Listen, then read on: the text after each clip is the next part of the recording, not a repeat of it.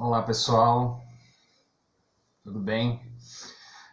Vamos para mais uma aulinha aí, né? A gente vai falar hoje aí no livro 1, grupo 3, módulos 19, 20 e 21, das páginas 184 a 194. Então vou retomar um pouquinho. A gente viu na última aula sobre a questão das matrizes do povo brasileiro. Então, o que vem a ser matrizes do povo brasileiro? Como que o povo brasileiro, né, se formou inicialmente? Por isso, matrizes. Nós sabemos que a composição da população brasileira é bastante diversificada, né, justamente por essa mistura de vários povos que vieram para cá, tá? Mas nós tivemos três povos que iniciaram tudo isso. Primeiro, os povos indígenas que já habitavam o nosso território, né, há milhares de anos, tá? A partir de 1500 vieram os europeus, os portugueses, tá? E posteriormente, né, os africanos que foram escravizados. Então essas são as três matrizes básicas da formação do povo brasileiro, tá? Mas antes de entrar especificamente para falar de cada uma dessas matrizes, a gente tem que falar um pouco sobre a questão de estatística e planejamento, que é por onde a gente obtém, né, todas as informações, tá, sobre a população brasileira. Tá? Então nós temos lá o Instituto Brasileiro de Geografia e Estatística, que é o IBGE. Ele é responsável, como a gente já viu esse ano mesmo, só estou retomando, tá, pelo levantamento, pela pesquisa, né, de dados sobre toda a população brasileira. Né? Que tipo de dados, né, que o IBGE pesquisa? Em relação à economia, em relação à qualidade de vida das pessoas, em relação a questões culturais, né? Ele é um órgão oficial do governo brasileiro. Tá? Então, o que são as estatísticas? Tá? Estatística é um ramo aí da matemática, da ciência social, ela serve para vários ramos da economia, que é justamente o que elabora os dados, né, pelos quais os governos, né, as empresas, tá, os outros vários órgãos, inclusive não governamentais, planejam as suas ações. Por exemplo, né, a gente tem uma cidade ela não é igual em termos econômicos e sociais. Então o prefeito lá ele precisa saber quando ele é eleito, quando ele vai administrar a cidade, para onde você precisa deslocar o dinheiro que é arrecadado pela prefeitura, tá? Então, em algumas áreas da cidade, por exemplo, como as áreas centrais, né, bairros um pouco mais ricos, eles têm umas determinadas necessidades que não são as mesmas necessidades das áreas periféricas que são mais pobres. Então, fazendo o levantamento de dados, né, a gente vê o que cada área precisa mais para poder investir. Isso é só um pequeno exemplo que eu estou falando. Tá? Da mesma forma, os governadores estaduais, as cidades não são todas iguais, a gente tem cidades do interior, tem cidades metropolitanas que necessitam de ações diferentes dos governantes. Da mesma forma que o governo federal do país, ele precisa agir conforme a região, conforme os estados, porque cada um, né, vai ter uma forma de angariar e viabilizar os recursos que são arrecadados através dos nossos impostos. Tá? Mas não é só os governantes que utilizam esses dados. Né? As empresas podem utilizar, buscando determinados mercados consumidores, né? Ver que público que ela quer atingir, aonde está esse público. Tá? Então a gente tem aí o IBGE, que é o responsável oficial do Brasil, do Estado brasileiro, para fazer esse levantamento de dados. Mas não tem só o IBGE, tem outros grupos de pesquisas, órgãos de pesquisas que não são ligados ao Estado e ao governo. Tá? Mas esse é o principal, certo? Então vamos lá. O IBGE, desde o final do século XIX, ele vem fazendo o quê? O censo da população brasileira. O que é esse censo? É a contagem da população, né? E as características dessa população, correto? Tá? Então, o primeiro censo do Brasil foi feito em 1872, o outro é 1872, o outro é 1890, e assim por diante, de 10 em 10 anos. O último foi feito em 2010, né? E esse ano está programado, ainda não cancelaram, para ter o censo de 2020. Porém, a gente não sabe o que vai acontecer por causa dessa pandemia aí, que gerou crises aí em vários setores, aí está gerando, a gente não sabe o que vai acontecer, se o governo vai cancelar ou vai manter o censo. Então, nesse censo, eles vão pesquisar vários dados aí, questões salariais, né? Renda, que está incluído na renda, tipos de moradia que as pessoas têm, os bens que as pessoas têm e assim por diante, certo? Bom, com base nesses dados do censo, né, cada vez que a gente tem um censo, a gente chama de recenseamento, tá? Então, com base nesses recenseamentos, né, os atuais dados que nós temos hoje são referentes à população brasileira, se referem à sua cor de pele, né? O IBGE ainda trata, né, uma parcela da população segundo a cor da pele, tá? Um conceito antigo que é de raça, né? Mas hoje a gente sabe que raça é uma só, é a raça humana, tá? Mas muitas vezes é criticado esse conceito que o IBGE utiliza, mas ele pergunta para as pessoas: você se considera preto, pardo, branco, amarelo ou vermelho? Vermelho seriam os indígenas, absurdo, né? Mas é como os primeiros habitantes chamavam os indígenas e isso se manteve aí, tá? Então, na atual composição étnica, vamos dizer assim, da população brasileira, 51% da nossa população se declarou negro ou pardo. O que seria pardo? Seriam aquelas pessoas que estão entre o negro e o branco, né? Mas pardo é uma cor que praticamente não existe em relação à cor da pele. São os morenos. Pô, moreno, né? Moreno tem uma variação enorme, tá? Então há muitas críticas em relação a isso. Mas tudo bem, 51% se declararam negros ou pardos, 47,6% se declararam brancos, 1% declararam amarelos, que são os povos de origem asiática, tá? Japoneses, chineses e outros aí, coreanos, tá? Amarelo, eles podem se declarar branco, né? Amarelo é uma cor aí que não tem nada a ver com cor de pele das pessoas.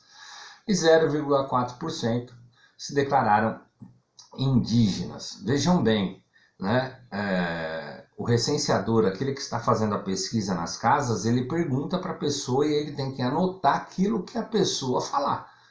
Ele não pode anotar aquilo que ele está vendo, tá? Eu participei do censo de 2010, tá? Desculpe, do censo do ano 2000, tá? E é assim, se a pessoa está vendo que a pessoa tem um determinado tom de pele, mas você tem que anotar aquilo que ela acha que ela é, tá? Para não ter essa interferência do pesquisador. O pesquisador ele não pode interferir nas respostas, ele tem que anotar certinho como as pessoas respondem, beleza? Então vamos começar agora a falar das matrizes étnicas. Então a primeira que a gente vai falar, éticas não, ética é outra coisa, são os indígenas, né? Então os indígenas já habitavam o nosso território, né, há milhares de anos, tá? Quando aqui chegaram os portugueses, tá?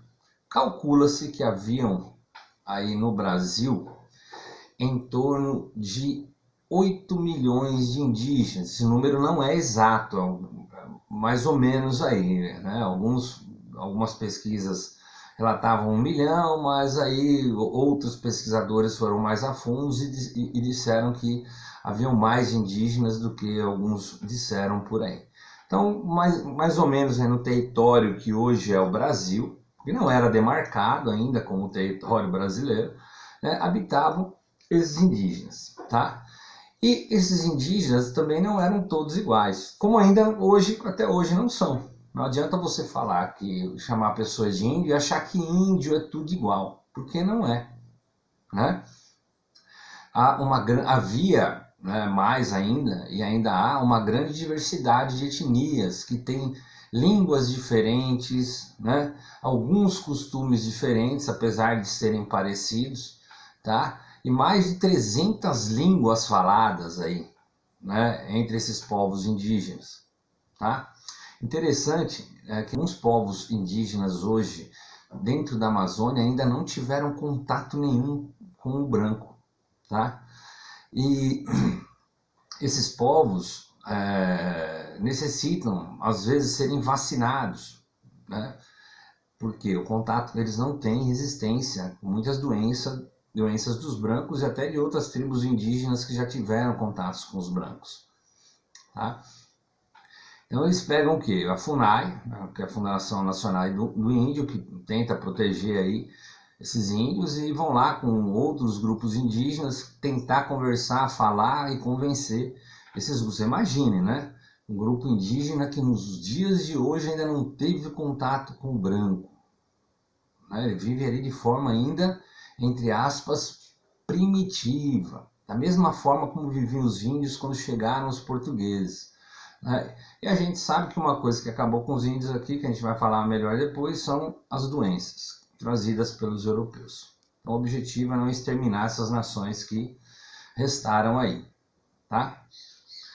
Então nós tivemos alguns troncos dos quais geraram toda essa população de origem indígena que a gente tem no Brasil, tá? Então são 2 troncos principais. O primeiro deles são os tupis, que habitavam primeiramente, a Amazônia, tá? Dali da Amazônia eles foram descendo, chegaram até o Rio de Janeiro e depois começaram a migrar para o litoral. Então, quando os portugueses chegaram aqui, a maior parte dos índios eram do chamado tronco tupi, né? Que se dividiam em várias tribos já diferentes, tá? Isso é muito importante a gente entender, porque a gente tem, por exemplo, lá o Caiapó, o Pataxó, né? E às vezes até a feição deles são diferentes, tá? E depois de chegarem ao Rio de Janeiro aí, né, eles foram, uma outra parte que se dirigiu ao sul do Brasil, aí o interior de São Paulo para baixo aí, né, em direção ao sul, que são os chamados Tupi-Guaranis, que deu origem também aos Tupinambás, tá? Então, boa parte dos índios que habitavam aqui o interior de São Paulo, né, e alguns até bem próximo aqui ao litoral, eram os Tupinambás, tá? Que viviam de forma aí parecida com os Tupis Guaranis, ok? Então esses são os troncos principais que deram origem às várias tribos que nós temos aí no país. Hoje a maior delas é composta pelos Yanomamis, né? Que habitam principalmente a Amazônia. Um outro fato interessante, né? Os índios saíram da Amazônia, né? Talvez milhares de anos atrás, foram ocupando o litoral e depois eles tiveram que fugir do litoral com a chegada dos portugueses, né? E se voltar para dentro da mata de novo, né? Ah, professor, mas como que se sabe tudo isso hoje? Né? Pelos sítios arqueológicos, pelos achados que eles foram encontrando, né, em cada lugar do nosso país e foram datando, né, e vendo que as datas desses resquícios fósseis aí, não só de pessoas, mas potes de barro, né, utensílios que os índios usavam, pelas pinturas rupestres, né, e foram conseguindo mais ou menos datar e traçar, né, o caminho que esses indígenas foram percorrendo, certo? Isso ajuda a entender muito né, a dispersão dessa população pelo território brasileiro, tá? Ah, mas por que eu disse que eles acabaram voltando para a Amazônia? Né? Porque hoje a maior concentração da população indígena do Brasil está na Amazônia. Na medida que os portugueses foram colonizando o Brasil, essa colonização ela se deu através do litoral brasileiro. Então começa principalmente lá no Nordeste, né? Depois aqui um pouco mais para o Sudeste, Rio de Janeiro, aqui São Vicente, né? E depois esses portugueses acabaram perseguindo esses índios e eles foram sendo empurrados para o interior do país ao longo dos anos, ao longo das décadas, ao longo dos séculos aí, durante esse período colonial brasileiro, tá? E os índios fugindo aí acabavam se adentrando às matas fechadas que eram mais difíceis de serem achadas pelos portugueses aí. Então foi uma estratégia que esses povos indígenas acabaram adotando para poder fugir, por isso essa concentração hoje em áreas de matas fechadas, né? É verdade que a gente tem algumas aldeias ainda em alguns locais da região sul, todinha ela, aqui da região sudeste, que ainda tem algumas tribos indígenas, mas que já estão totalmente associadas ao modo de vida do branco, tá? Mas eles se consideram indígenas, né, e são indígenas e vivem lá em seus grupos aí, tá? Inclusive aqui na cidade de São Paulo, né, na cidade de São Bernardo, Santo André, tem alguns desses grupos aí. Tudo bem? Bom, esses índios tinham um grande conhecimento do território brasileiro e, num primeiro momento, eles acabavam até ajudando, né? Os portugueses sacavam isso, né? E utilizavam, de alguma forma, essa sabedoria desses indígenas justamente para quê? Né? Para conquistar esse território, né? Esse conhecimento do relevo, dos rios, né? O que eles podiam fazer ou não. Tanto é que os principais rios brasileiros têm nome indígena. Se a gente pegar aqui em São Paulo, né? Aqui na região do ABC, a gente tem o rio Tamanduateí, né? Temos o rio Tietê, né? As cidades aí de Carapicuíba, todos esses nomes aí são nomes indígenas, né? É um grande legado. Outra coisa, né? Que os indígenas deixaram estão aí também na questão alimentar, né? A mandioca, a farinha, várias coisas aí que nós consumimos, utilizamos no nosso dia a dia. Uma coisa que é importante frisar, né? Olha como foi para o índio nesse início da colonização e como é ainda hoje para alguns indígenas. O trabalho deles é comunitário, eles não veem o trabalho como uma coisa forçada, obrigatória para sobreviver, né?